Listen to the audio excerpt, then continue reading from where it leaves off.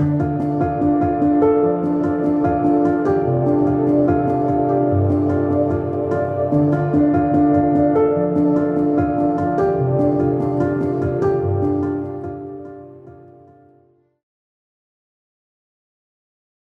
everyone and welcome back to the George Collection. I'm Rachel with Right Side Blonde. Today I'm going to bring you the editor's letter from the infamous February 1997 George issue, The Survival Guide to the Future. I've actually read parts of this letter before, but I thought today I would just highlight the letter itself, and at the end you'll see why. Let's begin. Oh, say can you see, we should all be concerned about the future, because we will have to spend the rest of our lives there. Charles Franklin Kettering. Listen to the speeches of any politician out there, and you're almost assured of hearing at least one reference to the future. After all, we don't seem to want to elect politicians unless they offer a hopeful vision of what lies ahead. But when the future finally comes around to the present, it usually resembles nothing of what we were promised, so we blame the folks in office for fooling us. But we are all at least as responsible as the politicians, because we as voters set up the rules of the game that scorches us. If you play three-card monte against someone promising big wins and you lose your shirt, whom do you blame? The fellow who scammed you? Or do you blame yourself for being silly enough to believe you'd win? In this issue, we've tried to provide a rough picture of what you can anticipate in the years to come, in everything from sex to war, the environment to education, so you don't have to rely solely on the words of those who trade your pair of rose-colored glasses for your vote. After all, it's the new year. The inauguration is just over, and it's time for the stock-taking State of the Union message.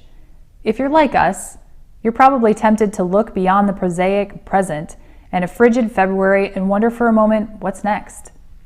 There's something gooey about much of what you read about the future, because it's usually all speculation unsupported by hard facts. So in this month's survival guide, we tell you how 8 critical political issues will evolve and which people will affect all those changes come the year 2020. There's no magic in our choice of year, other than if you're approximately my age, that would be about the time when your Social Security checks will, if we keep on our current course, bounce. But we have some solutions for that unpleasant possibility too. 2 of the biggest names in the investment industry, Peter Lynch and Peter G. Peterson, explain why the Social Security Trust Fund will go bust, and they offer some practical solutions that will keep it an entitlement for generations to come. Given that a bipartisan blue ribbon panel has been unable to agree on any of a number of proposed solutions for keeping the fund solvent, the Peter principles are essentially topical. As a general rule, beware of those who predict the future, except, of course, those who study it or own it. In this issue, Edward Tenner, author of a recent book about the revenge effects of technology, talks with Wendell Bell, a futurist professor at Yale University. Carl Sagan looks into the cosmos to imagine a world in which he is president, and Bill Gates answers the looming question, if all politics is local, what happens when we're all connected in the global village? Finally, no explanation of the future would be complete without a recitation of the past. We are particularly proud to have in this issue a piece by historian Douglas Brinkley on the final days of the Carter presidency. As Bill Clinton begins his second term, it's worth reflecting on how similarly situated both men were coming into the White House and why their fortunes parted. Each was a popular governor of a southern state who trumpeted his separateness from the Washington political establishment.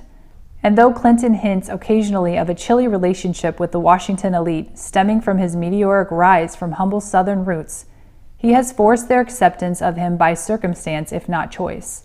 Carter, we learn, was done in by the very qualities that got him elected in the first place: his unwillingness to play politics the Washington way, his aloofness, and his rigid sense of morality. But today it's Carter's particular character that has earned him respect as a statesman, which he never enjoyed while president. So we hope you enjoy George's take on the future. Why not put it in a safe place somewhere and take it out in 20 years? To paraphrase a great Englishman, it may not get you what you want, but you might just find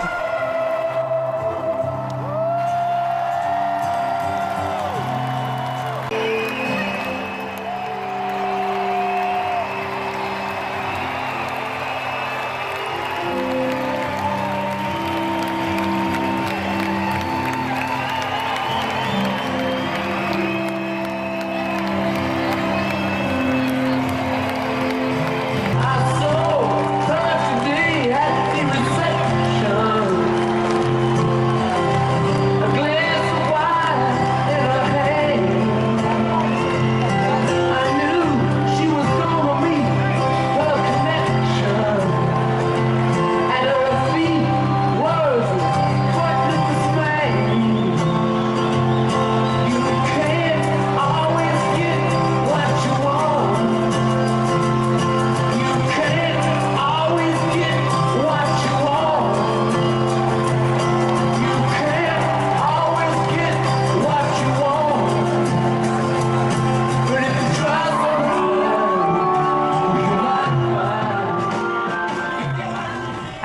found today's George Collection video interesting? Thanks for watching, and I'll see you next time.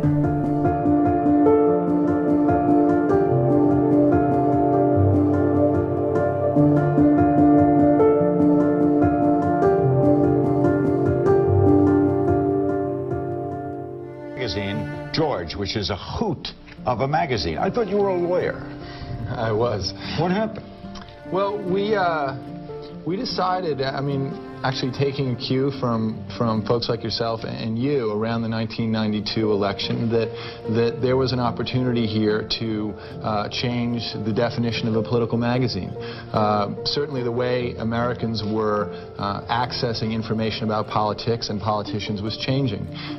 Candidates were appearing on late-night talk shows, on talk radio, on sitcoms, and there was a kind of a leveling process, and while the rest of media clearly had caught up with that, we felt that political magazines per se hadn't. Your mother was a hell of an editor at Doubleday. That's what I hear. Would she have liked George? I think she would have.